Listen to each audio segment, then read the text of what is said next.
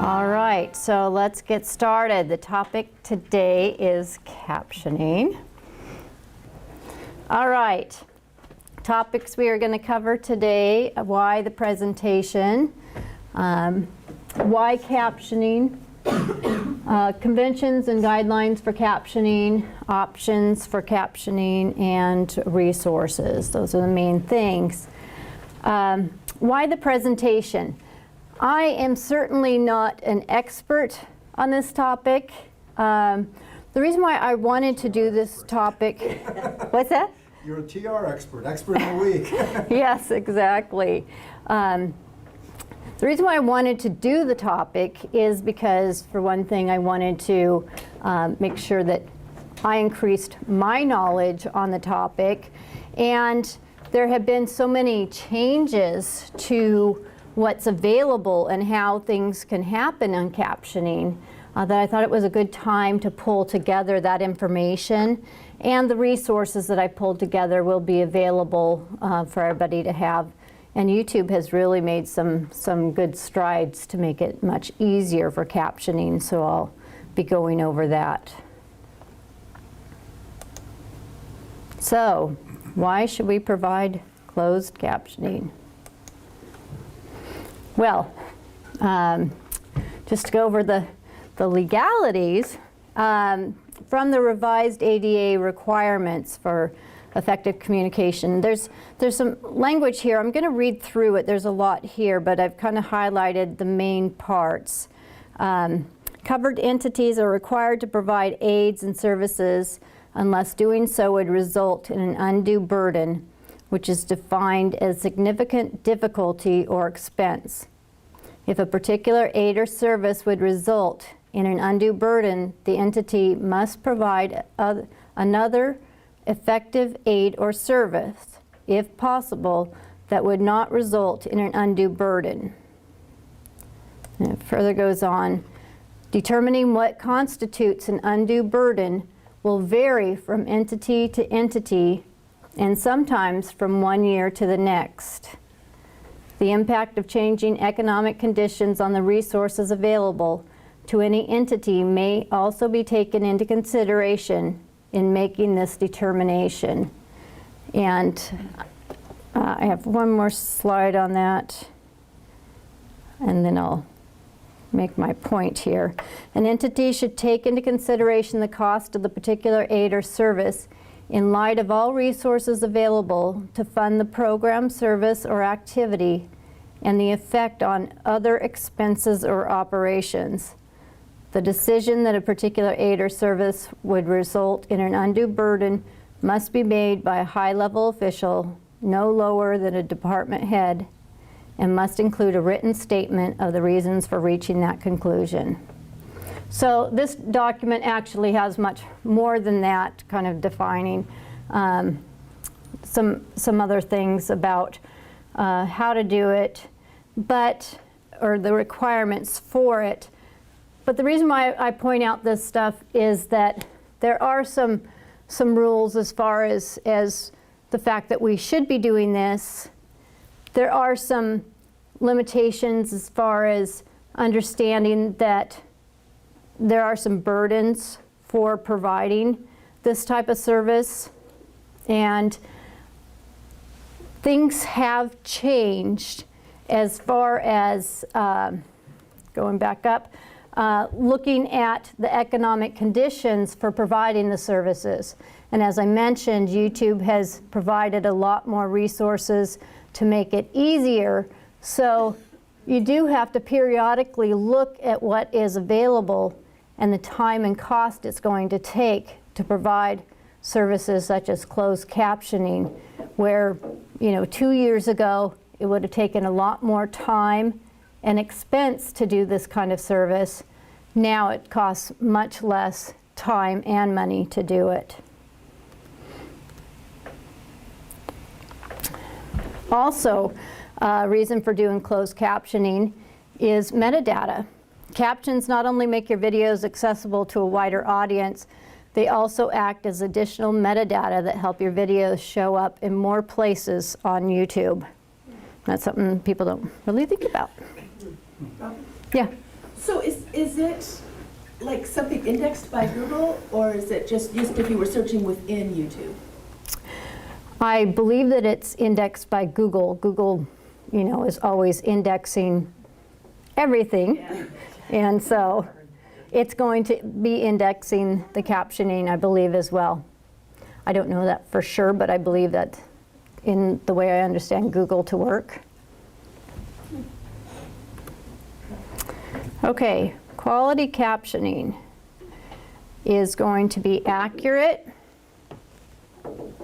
consistent, clear, readable, and equal. So, accurate is errorless transcription is a goal for each production. Consistent is uniformity in style and presentation of all captioning features is crucial for viewer understanding. Clear, complete textual representation of the audio, including speaker identification and non-speech information, provides clarity. For it to be readable, captions are displayed with enough time to be read completely, are in synchronization with the audio, and are not obscured by, nor do they obscure the visual content. And we'll go into that a little bit more. And equal. Equal access requires that the meaning and intention of the material is completely preserved. So, conventions and guidelines. I will first say that there are no real standards as far as this is the hard, fast rule that everybody does it this way. So, one of the things is to be consistent. If you're going to do something, to be consistent. But these are some general conventions and guidelines of what people do. So captions should be 1 or 2 lines maximum. Be consistent with conventions throughout. Also, no caption should remain on screen less than 2 seconds. Use correct punctuation. In the past, some people have, kind of tried to shorten and do shorter language for getting through the captioning. Don't break a person's name or a title from the associated name.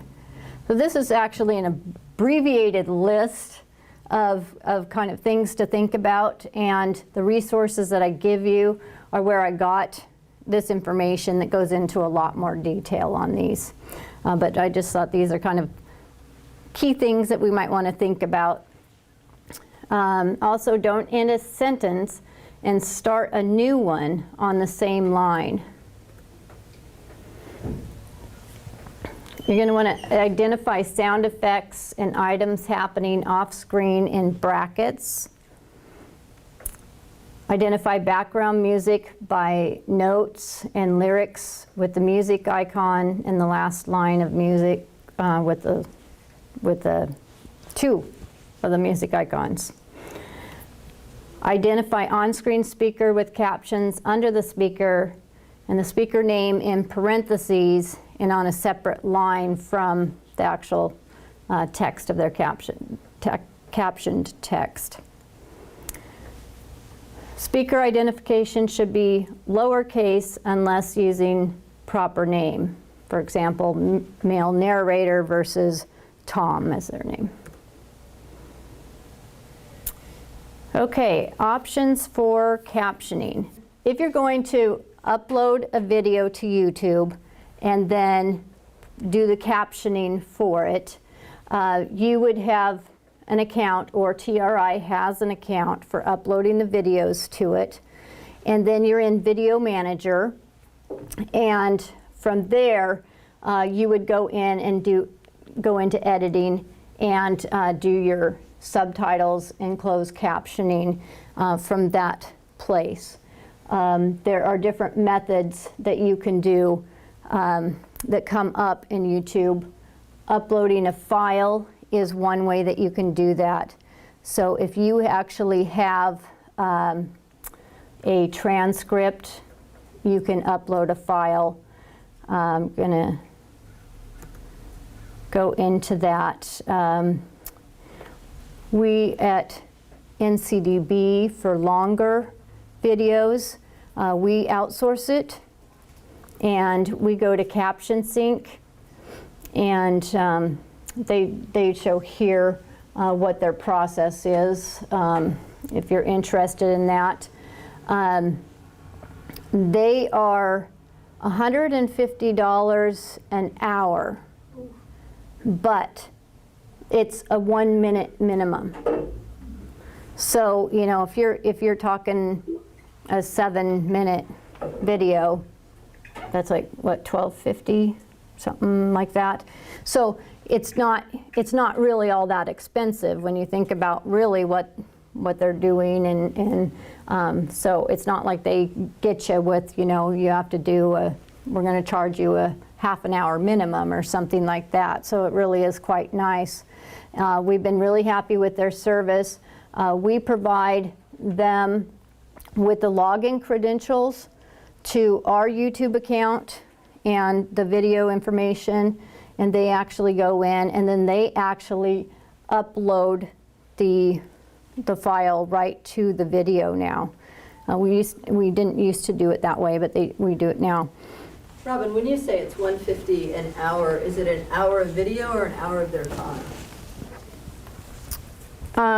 Of the video, I believe. I'll have to double check that, but I believe that's the case. I don't have Randy here to answer, but That would be worth exploring if we can find out that information. I think it is video, but I'm pretty sure. But yeah, we can verify that. That'd be great. Yeah. Also, YouTube has a list of what they call their qualified vendors. So that's provided here too. So that's also if you want to look at somebody else. On campus, I checked to see if there's a service for that. They actually do closed captioning for Woo TV, but they don't, and they do for, you know, on-campus resources, but they don't do a service for a fee. So.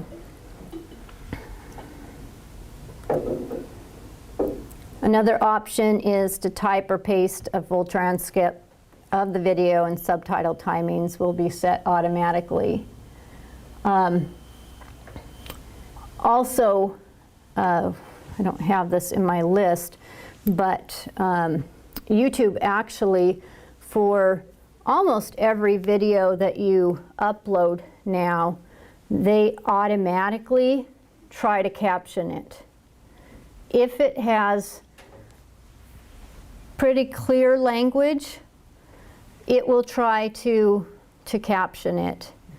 And if it's not, you know, somebody way in the background speaking, and if it's in a language that they can understand. So that'll be automatic caption. And we'll go into that a little bit as far as what you get with that, and how you can use that actually and work from it. And then you can create subtitles or closed captions by typing them in as you watch the video. So you can actually be watching the video, if it's a short one, and actually type the words as you go. It'll pause as you type, so you can do the timing on it.